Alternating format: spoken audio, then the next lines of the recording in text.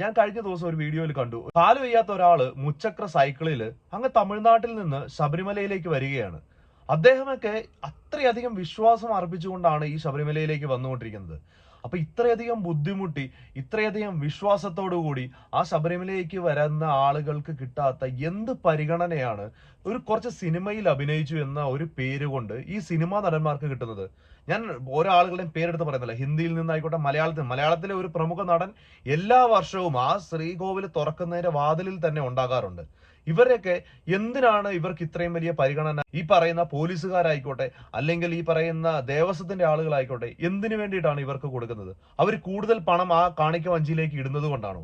അവരുടെ കയ്യിലിരിക്കുന്ന പണം കണ്ടിട്ടാണോ നിങ്ങൾ ഈ ദൈവത്തിനെ അല്ലെങ്കിൽ അയ്യപ്പന്റെ വിശ്വാസവുമായിട്ട് നിങ്ങൾ ബന്ധപ്പെടുത്തുന്നത്? ഇത്ര ധൃതി വെച്ച് വന്ന് കണ്ടച്ച് പോകാനായിട്ടാണെന്നുണ്ടെങ്കിൽ എന്തിനാണ് ഇത്ര കഷ്ടപ്പെട്ട് അങ്ങോട്ട് ചെല്ലുന്നത്?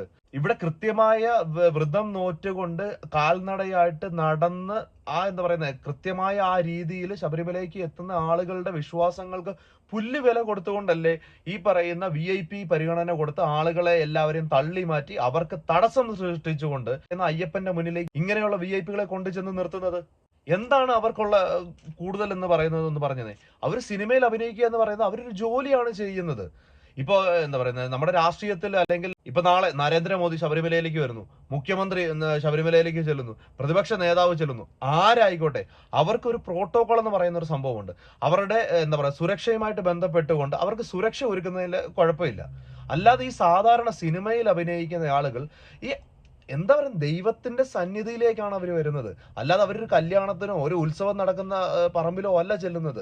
അവിടെ വരുന്ന ഓരോ ആളുകളും ദിലീപിനെയോ അല്ലെങ്കിൽ ജയറാമിനെയോ മോഹൻലാലിനെയോ മമ്മൂട്ടിനെയോ ഒന്നും കാണാനല്ല അവിടെ ചെല്ലുന്നത്. അവർക്കെല്ലാവർക്കും അപ്പൊ കാണേണ്ടത് അയ്യപ്പനെയാണ്. കാരണം ഞാൻ എപ്പോഴും പറഞ്ഞിട്ടുണ്ട്, നമ്മളൊരു ആരാധനാലയത്തിന്റെ അതുമായിട്ട് ബന്ധപ്പെട്ട് അതിന്റെ പരിസരങ്ങളിൽ ചെല്ലുമ്പോഴത്തേന് നമുക്ക് കിട്ടുന്ന ഒരു വൈബ് വേറെ ഒരു വൈബാണ്. നമ്മൾ ഒരിക്കലും അടിച്ചു പൊളിക്കുന്ന വൈബിലല്ല അവിടെ ചെല്ലുന്നത്. അവിടെ കിട്ടുന്ന ഒരു പോസിറ്റീവ് എനർജി എന്ന് പറയുന്നത് അയ്യപ്പന്റെ സാന്നിധ്യമാണ്.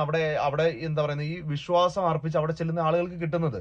അങ്ങനെയുള്ള ആളുകൾക്ക് തടസ്സം സൃഷ്ടിച്ചുകൊണ്ട് ഇങ്ങനെയുള്ള ആളുകൾക്ക് പരിഗണന കൊടുക്കുന്നതിന് ഞാൻ ഒരിക്കലും അംഗീകരിക്കുന്നില്ല. അങ്ങനെ ഒരിക്കലും ചെയ്യാൻ പാടില്ല. അതിപ്പോ ഞാൻ അയ്യപ്പന്റെ കാര്യത്തിൽ മാത്രമല്ല പറയുന്നത്, പല സ്ഥലങ്ങളിൽ ചെയ്യുന്നുണ്ട്. പിന്നെ ഈ പറയുന്ന മുസ്ലിം പള്ളികളിൽ ഇങ്ങനെയുള്ള കാര്യങ്ങൾ ഇല്ലാത്തത് കൊണ്ട് തന്നെയാണ്, അല്ലെങ്കിൽ നമസ്കാരത്തിൽ ഇങ്ങനത്തെ ഒരു സംഭവം ഇല്ലാത്തത് കൊണ്ടാണ് അവിടെ ഒരു പരിഗണന കിട്ടാത്തത്.